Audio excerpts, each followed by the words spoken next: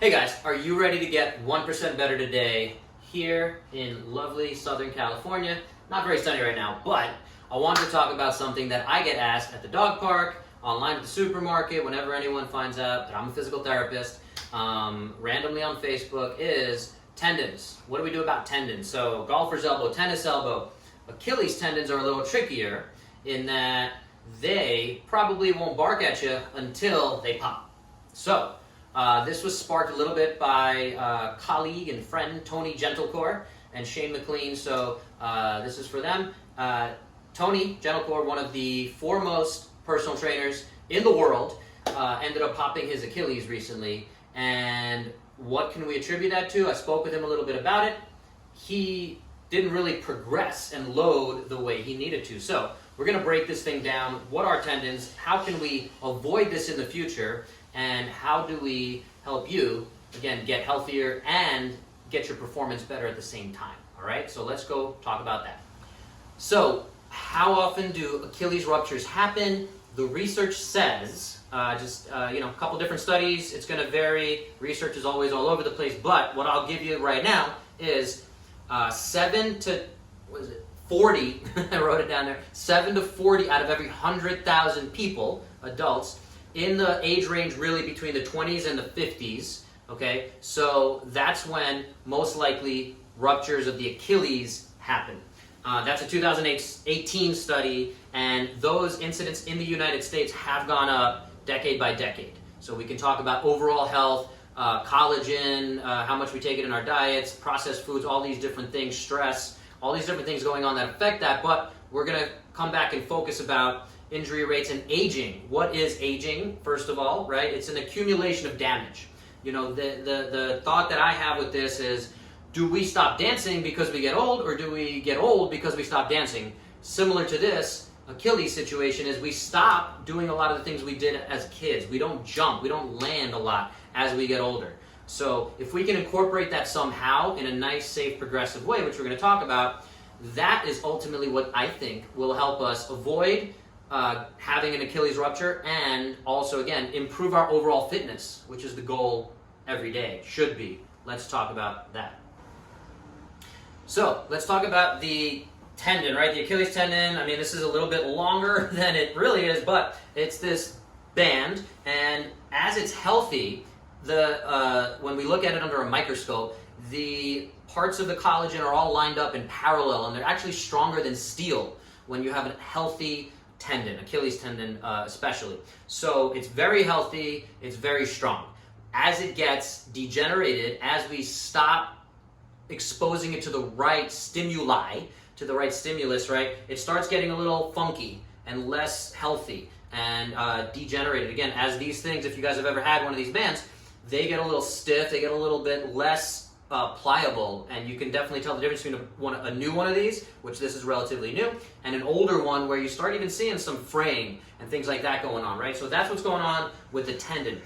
Really important language component here is tendinitis. If you get that diagnosis, itis literally means an inflammation. So maybe you go running for the first time in a while, you have a little bit of tenderness here, there's some inflammation going on, natural inflammatory process.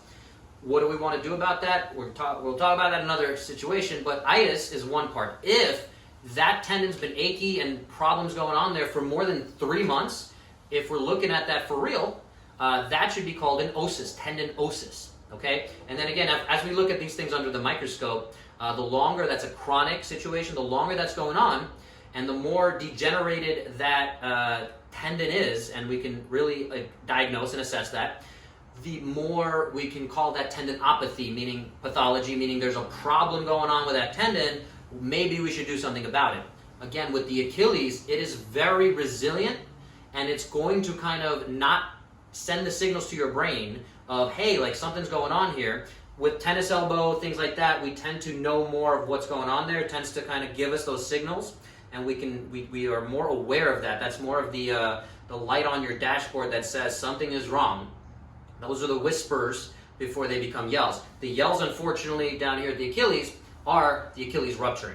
Okay, so we want to really keep an eye on that and pay a little attention to what stage of that degeneration are you in, okay? So what's one way we can really assess what's going on with our Achilles, right? Fancier version might be a diagnostic ultrasound, the same thing that we look at, pregnancy with, babies with.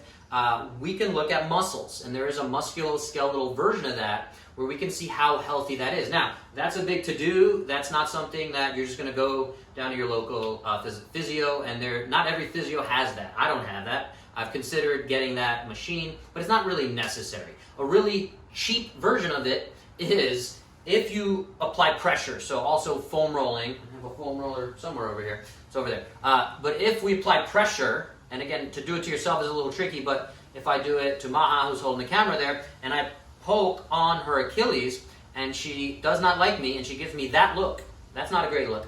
If she's doing that, that should not happen. That tells me that that tissue is unhealthy, or it's starting to be unhealthy. So if I do that and she has no pain, then that's a sign of healthy tissue. Now, those watching, listening, if we want to get down the rabbit hole of research-based, evidence-based, I don't know that there is anything that's going to support that. I don't know if we can find the research to support that. If you guys know of any studies like that, I'm eager to have that conversation. But in my experience, again, research, evidence-based is a lot of clinician experience as well. I know Kelly Starrett, who's one of the forefront leaders of the profession of physical therapy and musculoskeletal health, talks about that concept, right? Another one of the pieces we were talking about and putting all these things together is you're only as old as your tendons and your joints and your spine, right? So you're only as old as all that's going on. So if we can keep this stuff healthy, that's going to keep us living a lot longer, living a lot more vital.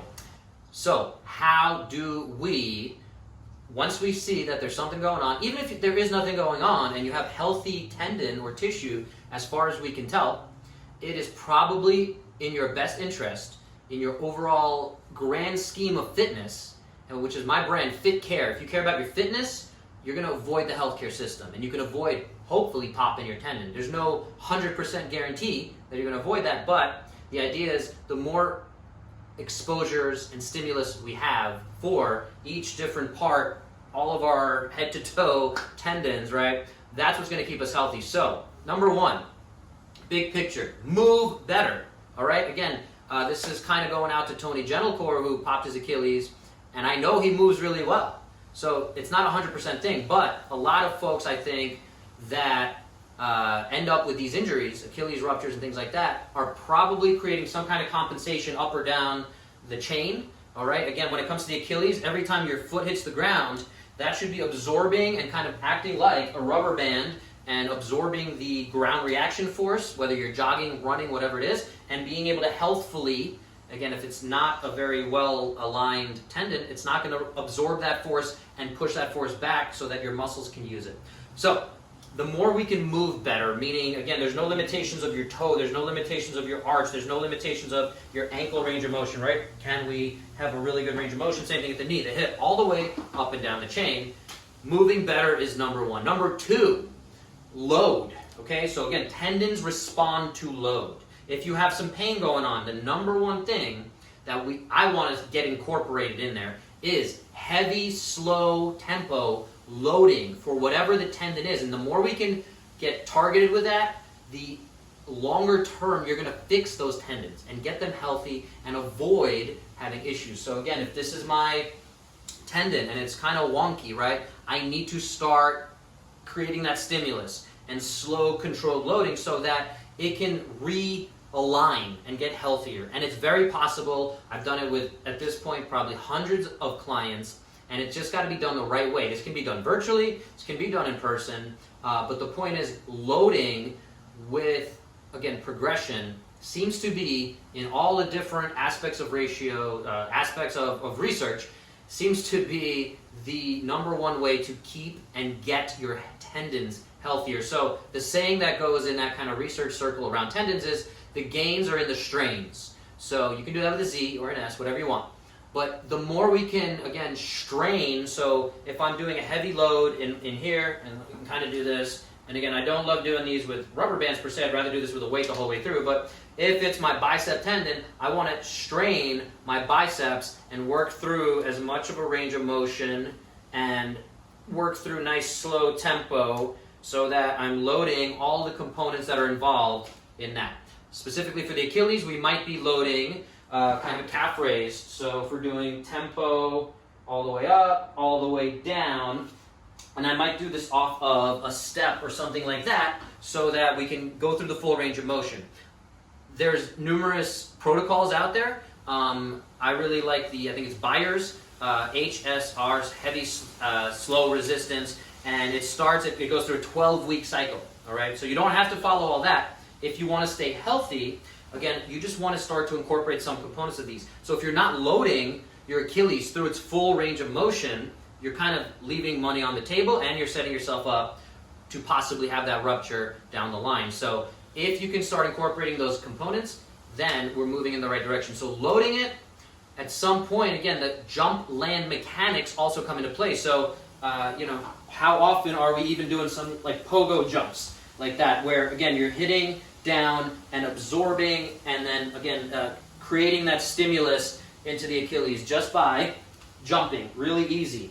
Okay, it's something that again is very easy to forget, but with a good coach, with good purpose, with good individualization, we can really progress how often and how much we are loading those Achilles to make sure that they are getting as healthy and resilient as possible. Okay, so let's wrap this up a little bit. Right, we talked about exposing the Achilles, building the resilience with loading it. Okay, that is the number one thing. We have to get ways to ideally slowly progress the loading, gradually increase it, right? If you start out, and one really good test, and I'm going to just kind of demonstrate it here, but we would do this off a step. Actually, I can do this off of a plate, or this plate,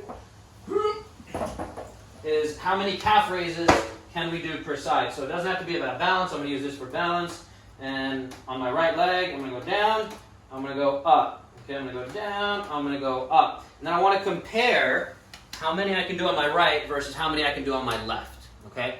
And there's going to be baseline numbers we can look at there. Again, if we have any pain going on there, that's going to give us a lot of information. And then we can, again, continue to build that plan for you. So, things like that, if we have that assessment, then we don't have to guess. Assess, don't guess.